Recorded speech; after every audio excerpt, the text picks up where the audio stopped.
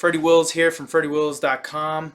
Again, back for another video talking about fading football steam during weeks 1 and 2 in the Group of Five conferences. We already talked about the Power Five and where you can find line value, which is what we're trying to accomplish here um, in the early going, because really we don't know a ton about these teams until they start playing.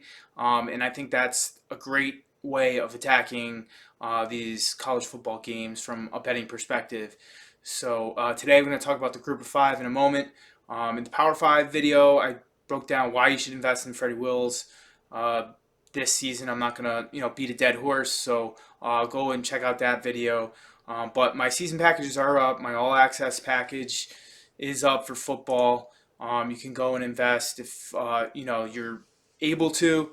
I've profited in 9 of my 12 years of doing this in winning seasons, 48.74% return on investment on average, over 352% return on investment overall in my career. Again, this is my 13th year doing it. I solely focus on football, and very excited for this season. Last year, 55% return on investment, so hoping to duplicate that or do better. I have an article up on money management along with my picks compared to the stock market. Now, again, I never would recommend that you solely invest your money in sports betting, gambling. It's all about money management and diversifying your portfolio. I have a lot more money in the stock market than I do when I'm betting on games, and I do bet quite a bit on these games. I bet every game that I give out to clients, including my free picks, which I know a lot of handicappers don't play their free picks. They just give it out for content. It's not something I've ever done, so I just want to be clear about that. So breaking down the Group of Five, and before we do, Power Five, fading those line moves of 2 to 3.5 points during week 1 and 2. You go 69-44 against the spread. Much more information in that podcast, YouTube video, so make sure you check it out. This time we're looking at the Group of Five. Since 2015, we have great results to share here.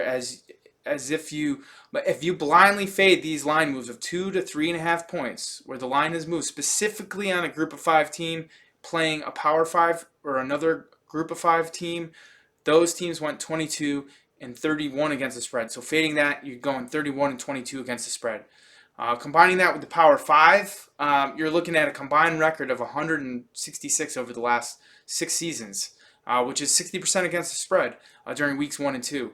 Now, I'll dive deeper into why this makes sense, and try to extract some of this data that I was able to find, where maybe we can get even better edges.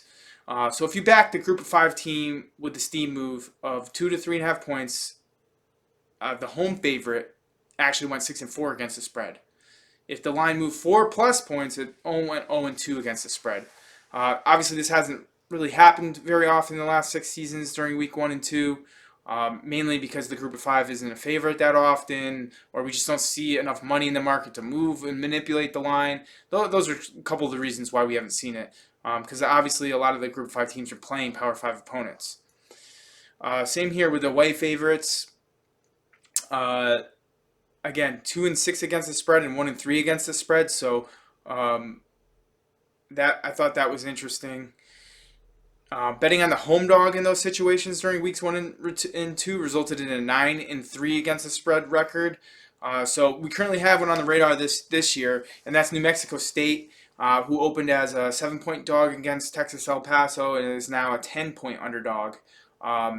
When I did the article, they were at a 9.5, and now they're at 10. What's interesting to me is at one of the sharper books out there, Bookmaker, they're still a 7. So that's very curious to me. They're very much a play that's possible for me for tomorrow. So home dogs. We're looking at home dogs. Group of Five teams that steam 2 to 3.5 points and still closed as a home dog. This would be for an example, because I know it's kind of confusing with the wording, we're talking about, let's just say Akron +7 opened as a home dog, and then they moved to +5 as an example. So those teams are 3-1 against the spread. But again, if the line moved 4+ points, they're only 0-1. Again, very small sample. Really can't go off anything with that. Where we get into the bigger samples is with away dogs. This situation was the most common because you have group of 5 teams on the road against a Power 5 team, and I found this really interesting. So we're looking at a situation where the group of 5 team went from a larger dog at open to a closer dog at close, indicating that the away dog is the sharp side.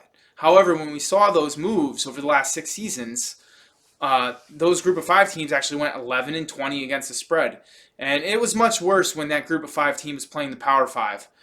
So now, and then when we look at when the line moves 4+ points, for example, let's just say Western Michigan plus 21 on the road, and it moves to 16.5. That's a more than a 4-point move. Where those teams went 6-2 against the spread. And this makes logical sense to me because it seems like it's market manipulation where you have the sports books unwilling to move a home favorite more than 2 to 3 points when they are confident that favorite is the right side. And we have seen those teams win with easy covers, especially when the group of 5 is on the road at a Power 5. Now, when the line moves more, then it seems like the books are desperate in a way and afraid because they know the road dog is the right side. So we have an opportunity this week with a couple of those, with leaning towards Mississippi State, which is minus 23.5, and App State minus 10.5. Unless they move down to smaller favorites, those are some of the leans that I'm looking at for next week's games. The other thing I took away from while I was doing my research is that it seemed that if there was any big line move from a home favorite Power 5 team, example Michigan State minus 21 to minus 23.5, the group of 5 team actually covered. Again, market manipulation seemed present where, again, the books were unwilling to make the favorite a larger favorite in fear of money on the dog side. Now, if we saw Michigan State go from minus 21 to minus 25 or 26 instead, it seemed like Michigan State covered those games.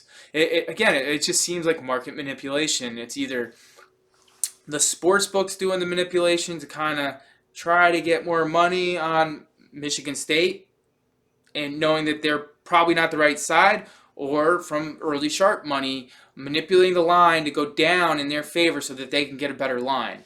So I thought that was interesting. It made total logical sense to me. And again, this is just another way of looking at this from a different perspective to try to uncover some leans, or maybe it takes you off a game. Maybe you like the side, and it takes you off a game. So just very interesting to look at. We're going to be continuing to study these in future years and go back further in history to really see. There's not an easy way to get this information. You really have to do it manually. So definitely interested to see going back further if it continues to be a profitable trend. Again, that wraps up today's video. Again, please subscribe, like, comment. It really helps this channel and my podcast. If you're here, just listening to the audio, this is available on YouTube. Again, go to freddywills.com, click my link tree, and you'll be able to find me everywhere. So appreciate it, and looking forward to this season.